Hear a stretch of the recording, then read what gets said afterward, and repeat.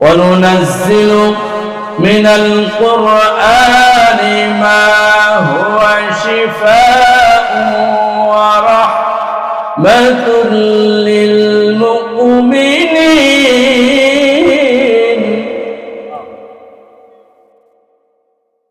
وإذا مرضت فهو يشفين قل هو للذين آمنوا هدى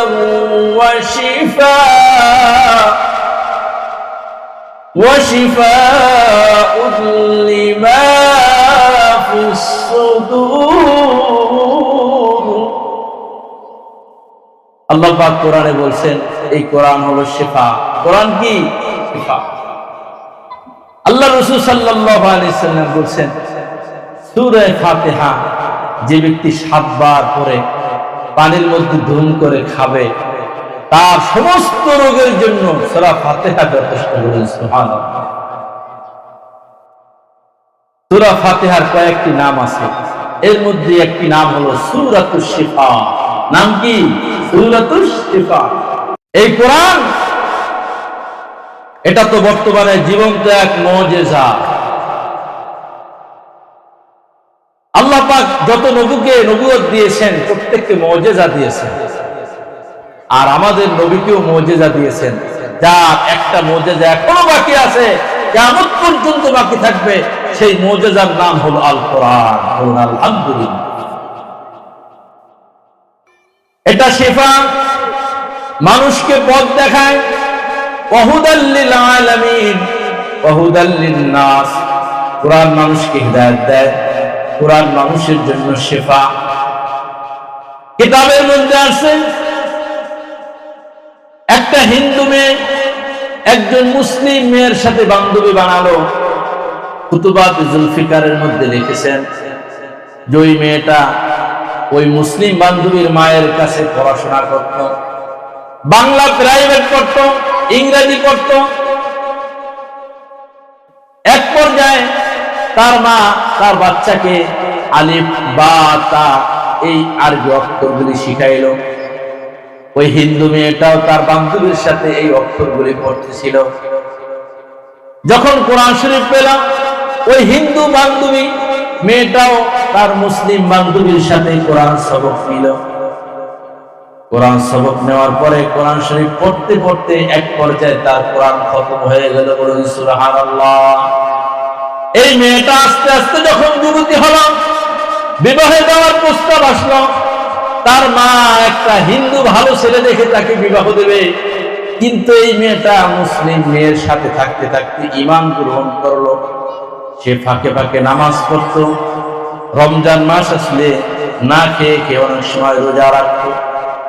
যেই দিন বিবাহ দেবে উঠিয়ে নেবে, ওই মুসলিম মেয়েটা তার ম্যাডামের কাছে এসে অদূরে কাঁদতেছে আর বলতেছে, খালাম্মা আপনার কাছে আমি কোরআন পড়েছি, আমার ফ্যামিলি হিন্দু কিন্তু আমি মুসলমান হয়েছি, আমাকে বিবাহ দিতেছে একটা হিন্দু যুবকের সাথে, আমি কিভাবে আমার ধর্ম পালন করব জানি না, আপনি একটু আমার জন্য দোয়া করেন।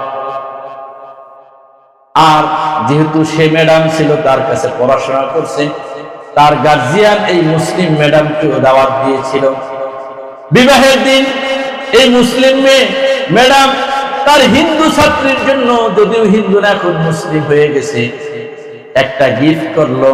সেই গিফটে এমন ভাবে পেঁচিয়ে সুন্দরভাবে দিল, যখন যেই টাইমে তাকে ঘর থেকে নিয়ে যাওয়া হয়েছিল ওই টাইমে তার ব্যাগের মধ্যে এই হাদিয়াটা ঢুকিয়ে দিল। আল্লাহু আকবার। এটা দেখার আর সময় হয় না, কিন্তু কানে কানে বলে দিল যে মা, তোমাকে আমি দুনিয়াবি কোনো গিফট দিতে পারি নাই, তোমাকে আমি একটা কোরআন শরীফ দিলাম, এটাই তোমার জন্য আমি পাথর হিসাবে দিলাম। আলহামদুলিল্লাহ। এখন মেয়েদের সাথে কত কিছু দেয়, কিন্তু এমন গার্জিয়ান হাজারকে একজন খুঁজেও পাওয়া যাবে না যে একটা সুন্দর কোরআন শরীফ এবং রেহাল মেয়ের সাথে জামাই বাড়িতে গিফট করছে। আছে? এই সিস্টেম নেই। যাই হোক, সময় কম। যখন সংসার চলতেছিল, গোপনে গোপনে এই মেয়েটা নামাজ পড়তেছিল। কিছুদিন পর তার স্বামী এমন ভাবে অসুস্থ হলো যে মরণ ব্যাধি, ক্যান্সার তার মধ্যে দেখা দিল। এক পর্যায়ে ডাক্তার বলছে সে বাঁচবে না। এই যুবকটা যখন মরণ ব্যাধি ক্যান্সার হলো, তার স্ত্রী যখন ডাক্তারের থেকে এই সংবাদ শুনলো যে তোমার স্বামীকে বাঁচানো সম্ভব না, তখন বাড়িতে নিয়ে আসলো। সে মনে মনে চিন্তা করলো, আমি তো কোরআন পড়েছি, আমার স্বামী দুরারোগ্য রোগে বেঁধে অন্য রুমে আছে। আমি মনে মনে চিন্তা ভাবনা করলাম, প্রতিদিন আমি কতটুকু কোরআন শরীফ একটু একটু করে আমার স্বামীকে পানিতে ফু দিয়ে তাকে খাওয়াবো। এরকম একদিন দুই দিন করতে করতে পুরা 30 পারা কোরআন শরীফ করে পানির মধ্যে ফু দিয়ে তার স্বামীকে খাওয়াইয়া দিল। বলুন সুবহানাল্লাহ। যেই দিন তার খতম হয়ে গেল কোরআন ওই মেয়েটার, সেই দিন আল্লাহর ফজল আর করমে তার স্বামী সুস্থ হয়ে গেল। সুবহানাল্লাহ। এই জন্য আল্লাহ পাক বলেছেন, অনুনাজ্জিলু মিনাল কুরআনি মা হুয়া শিফাউ ওয়া রাহমাতুল লিল মুমিনিন।